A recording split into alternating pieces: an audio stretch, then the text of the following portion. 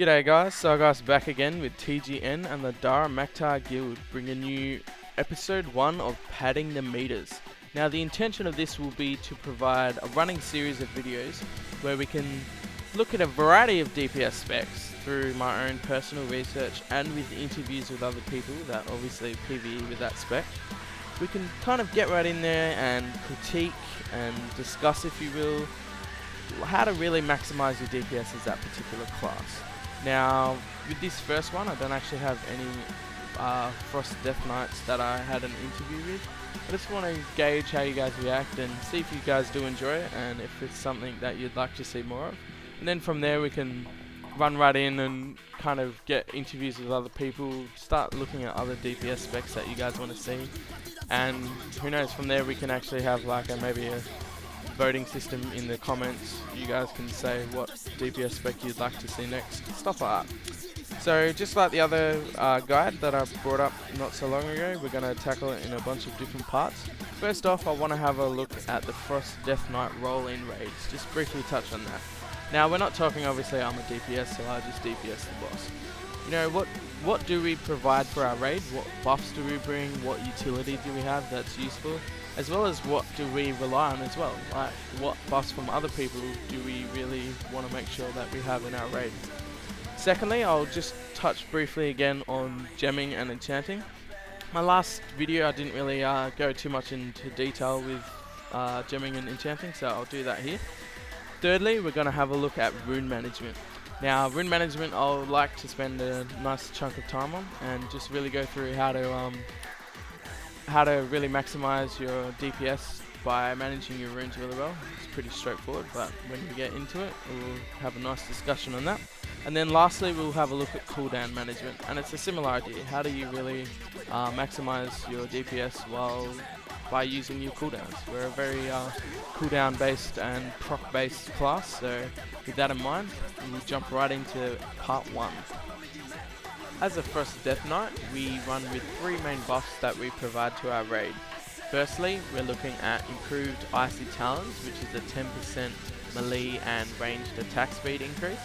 Secondly, we're looking at Brutal Bones, which is a 4% increase to physical damage done on the target. And finally, of course, Horn of Winter, which is a increase to strength and agility by a moderate amount. On the contrary, some of the buffs we want from other players to help boost our DPS include, but are not limited to, the 5% melee crit chance, as you can see from Rampage for Warriors, as well as the 10% attack power gain from Blessing of Might. Now these aren't just limited to those classes. For example, Feral Druids also have a 5% crit chance, while Enhanced Shamans also bring the ability to have the 10% increased attack power. We also have a Battle Res, AoE snare capability, as well as a complete AoE CC capability. Now this really does put Frost in a good light when it comes to raiding. It provides a lot of utility that the raid can actually use. Now to touch briefly on gemming and enchanting. Now there will be 3 gems that I recommend that you use. There are others including Strength and Crit, Strength and Mastery, stuff like that. However, the 3 that I recommend refer to the Bold Inferno Ruby, which is the 40 strength and refers to a red socket. The Fierce Ember Topaz, which is the strength and haste. Now that is the hybrid red and yellow gem. And lastly, the Etched Demon's Eye, which refers to strength and hit, matching the sockets of either a red or a blue gem. So here I am on my Death Knight. Now, before I run in through my own personal setup for gemming and whatnot, the general rule of thumb for gemming with any DPS spec is obviously your primary stats are the best. So in a perfect world, you just bomb absolutely everything with strength, like every gem socket and all that. However, with the socket bonuses, obviously that's where you can play around with socket bonuses, what gems to do what with. And so the general idea that you'll get is only go for socket bonuses if the actual socket bonus is 20 of your primary stat, in our case strength, or 30 of a secondary stat. Now, the same can't be said for all DPS specs, but as a general rule of thumb, that's the idea. Socket bonuses worth going for are 20 of your primary or 30 of a secondary. So as you can see, I actually have every gem socket with 40 strength because it's not reaching the socket bonus amount that I need. And as I run through all of them, as you can see, strength everywhere. Strength, strength, strength, and lots of on-nom strength. Now, the only exception to that at the moment is obviously the hybrid gem in my helm. And as I mentioned in my last video, the helm socket for some reason, the helm socket bonus, for some reason seems to be far greater than any other socket bonus on any of your gear. So generally, you'll notice the socket bonus for the helm is well worth getting. So with that in mind, that's why you'll see a hybrid gem in there. I've got my 20 strength and 20 haste, and socket bonus being 30 strength, which is absolutely 110% worth it. Now, as the meta, it's pretty straightforward. For Frost DKs, you'll be wanting the 54 strength and increased crit damage, and that requires 3 red gems, so there's no trouble at all keeping that meta requirement made and up and running and all that. Now, to run through enchanting, it's pretty straightforward. Your helm and your shoulder are just your rep reward enchantments, and they simply refer to, I believe, the Wildhammer clan in Twilight Highlands will provide the helm enchant, and of course Thorazane being the shoulder enchant. On your cloak, you want 65 crit rating. I'm actually only running with the 50 crit rating one at the moment. A little poor at the moment, but hey, what can you do? And 15 stats should actually be 20 stats, so ideally you want 20 stats on your chest. The wrists and the gloves will be both running with 50 strength, and it's the same idea because of gemming. Like, your primary stat will always be your best stat, so with that in mind, you'll definitely be wanting to likewise enchant for your primary stat. So although there's other options for your wrists like haste, hit, crit, like whatever the other options are, if you can go for your primary stat, that's the one you definitely want. So 50 strength on both wrists and gloves. Your waist obviously can't have an enchantment, however you'll be getting the Ebon Steel belt buckle, so you can chuck 40 strength in there. The enchantment for the legs are pretty straightforward. The 90 attack power plus 55 crit rating is the only real option you'll have at all. If you're a little on the cheap side, there's a cheaper version on it, which I believe provides like 75 attack power and like 40 crit or whatever the case is. And on your boots, your haste is the best option. Now, majority of the time, as I mentioned in the last video, you see people chasing the movement speed. Now, as a Frost Death Knight, whether you're two-hander or dual wield, you'll be running in Unholy Presence. So that purely means that there's no need for increased movement speed, as you get 15% increased movement speed from Unholy Presence itself. So you can completely bomb out full 50 haste rating from the boots, which is good. If you're an enchanter, you can actually enchant your rings, which provides an additional strength. But apart from that, that's pretty much all the enchantments covered as well. And just as a recap, your runes that you want to have, Rune of Razor Ice will be on your main hand, and Fallen Crusader on your offhand. Now onto rune management. First up, I want to take you through a real minimalistic view of how Frost Death Knight can do his DPS. Now, pretty much, if you keep up your diseases and just spam Obliterate and then spam Frost Strike, so obviously your runes will be spent on Obliterates, while your runic power will be dumped on Frost Strike. If you just go into a dungeon and do that, you'll be doing sufficient enough DPS. You warrant your spot within the raid or dungeon, and it should be fine. What we want to look at is how do you really separate yourself from other Frost Death Knights, and in particular on all other DPS specs. How do you really, utilize your runes and utilize your cooldowns, which we'll go into later, to really shine and separate yourself from the pack. First up, I want to have a look at Rhyme. I did mention before that Rhyme will be your source of keeping Frost Fever up, and it procs only off Obliterates, and it has a 45% chance. Obviously it makes your next Howling Blast costs no runes whatsoever. There's 3 important things you need to kind of understand about that. First off, it only procs off Obliterates. Secondly, it's 45% chance, so it's, almost half the time you do Obliterate, you're going to be proccing this, and it's completely free. It's completely free DPS. It still obviously has a global cooldown, but no runes whatsoever, and Howling Blast hits fairly decently. So I'm going to force a Rhyme proc here. As you can see, it procs straight away, which is good. And what you want to do is you make sure you always spend your Rhyme before you hit Obliterate again. This can't be said for all situations, but generally you want to make sure you definitely do spend your Rhyme proc before you Obliterate again. This is because, obviously, if you're Obliterating while you actually have a Rhyme proc, you're wasting potential additional Rhyme procs. And obviously, the more Rhyme procs that you're wasting, that's free DPS that you could be getting, but you're no longer getting because you're wasting potential Rhyme procs by Obliterating when you already have the Rhyme up. Now, as you can see, I'm sitting here with a Rhyme proc. Because we know we want to make sure we spend our Rhyme procs before we Obliterate again, I'll give you an example here. I'll use Howling Blast, which is free, turn around and Obliterate, and it will proc another Howling Blast or free Howling Blast straight away. And it's because of those situations that you want to make sure you're always using your Rhyme before you hit Obliterate again, because you'll get a situation where it can go for a while. As you can see, I just procced it again. I use it, hit Obliterate, and it will proc again straight away. And you might get situations where it'll proc again like one after the other 3 or 4 times in a row. And obviously that refers to RNG more so than actually planning it, but the idea behind it is making sure you always use your Rhyme procs while they are up before you Obliterate again, because you don't want to waste any potential Rhyme procs. Next up, we're going to touch on the idea of never letting your runic power cap out. Now, the reason behind this is obviously if I'm at cap or very close to cap and I Obliterate, then I'm not gaining the full amount of runic power that I should have gained from Obliterating. And the bad side about that is you want to be maximizing the amount of Frost Strikes you can do. So obviously if I'm at cap and I hit an Obliterate, then the runic power that I should have gained that could have been spent on a Frost Strike, I obviously can't now spend. Now, not only is it a DPS loss to not be able to actually Frost Strike itself, but the Frost Strike will lend itself to potential runic empowerment procs. Now, that proc is the 45% chance to activate a random fully depleted rune.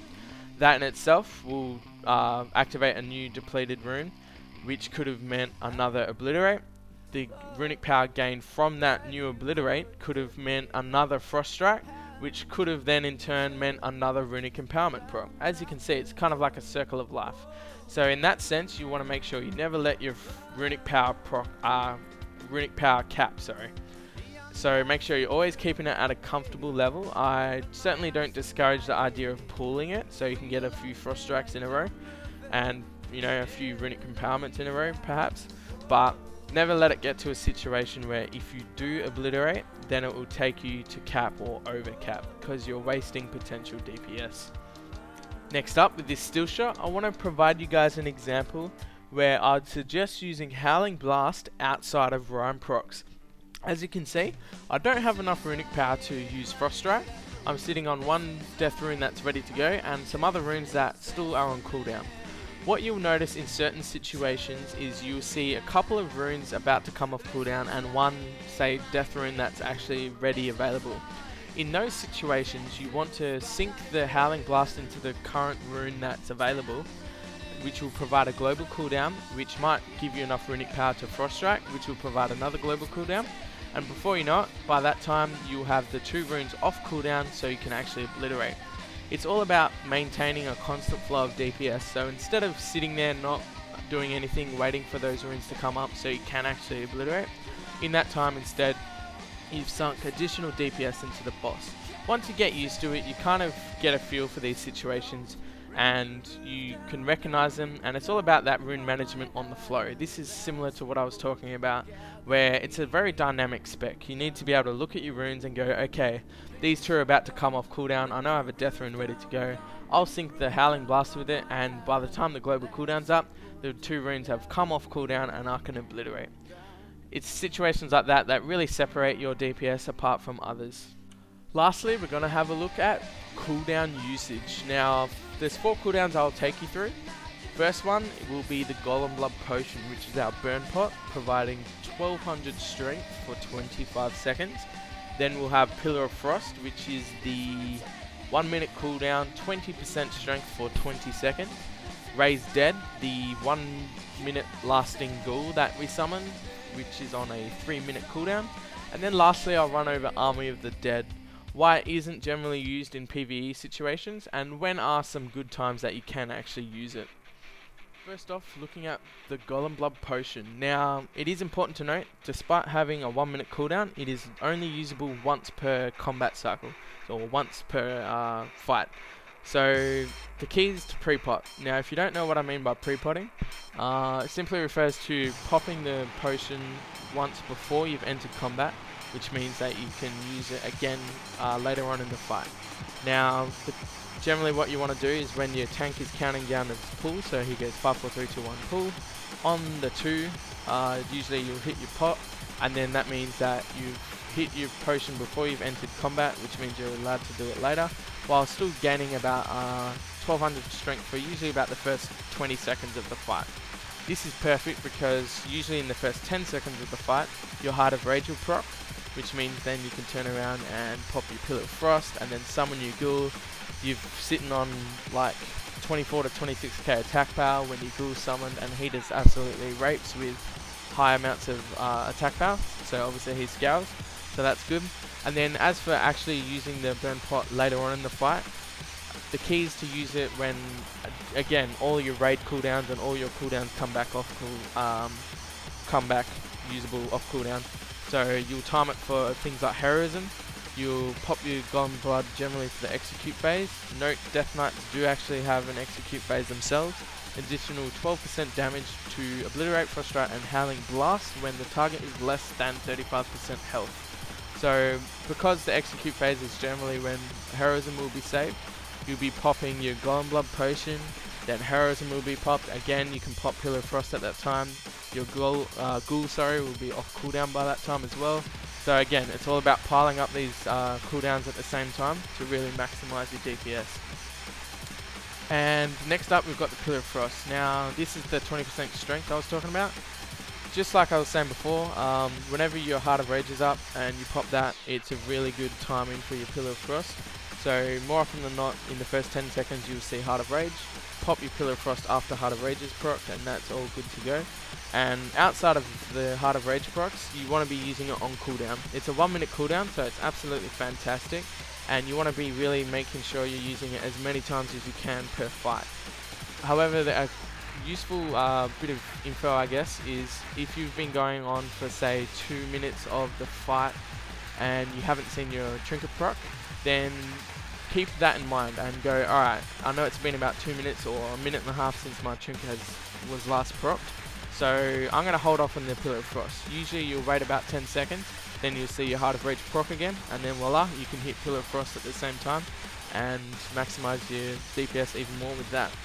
Next up, we got your Raise Dead, which is your 1-minute ghoul. Now this is absolutely friggin' fantastically amazing. I cannot stress this enough. And again, it just boils down to timing your cooldowns together. So your ghoul will scale with your attack power and haste at the time it was summoned, and it won't actually lose your attack power and haste at, say if your buffs come off you, it won't lose it, it'll retain the entire attack power and haste that it was summoned with, which is good. And yeah, again, it just boils down to timing it all together. So make sure you got your Burn Pot, as well as Heart of Rage and Pillar of Frost, then summon your ghoul and he'll be doing lots of damage. Now the key is obviously you'll definitely be using it at the start of the fight when everything all procs, as it normally always does. And again, in the burn phase, when heroism is procced, generally you'll have your second burn pot for them, time your Pillar of Frost with it, and yeah, it scales with it and it will stay remaining with those stats the entire duration that it's out. So lasts a minute. That's definitely a long time to be having additional pet attacking on a boss with 26k attack power, scaling, stuff like that. So that's very good. And then lastly, we want to have a look at Army of the Dead. Now the reason that Army of Dead isn't as favourable in PvE is because it's actually found to be generally a DPS loss to stop attacking the boss and channel for 10 seconds, then go back to it.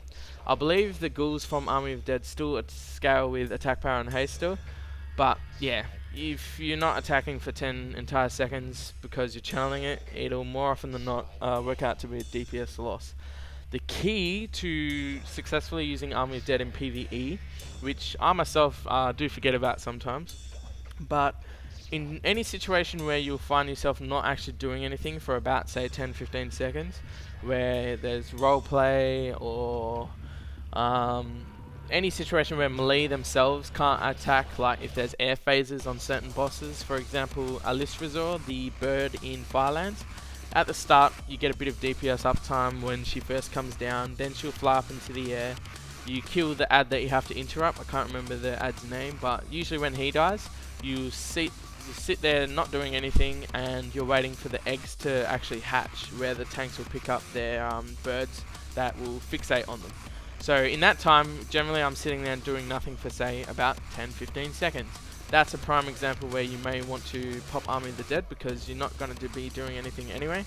So in any of the fights, look for situations like that where you'll notice you have a 10-second free time to kind of summon the army out, and that'll definitely help your DPS if you have that downtime. Another example is perhaps Beth-Talat, if your DPS is absolutely awesome and ends up downing the spiderlings and the drones before the phase changes, where Beth-Talat herself will actually come down from her web. If you've got 10 seconds before that phase will hit because you already killed the drone, stuff like that, then yeah, again, pop Army of Dead there, it'll all help. And yeah, definitely make sure you keep an eye out for those dead spots in raid encounters. So that's all she wrote, folks, and if you enjoyed the guide and would like to see more, let me know in the comments, give it a thumbs up. This has been Soulgrasp with TGN and the Dara Mactire Guild. Catch you guys next time.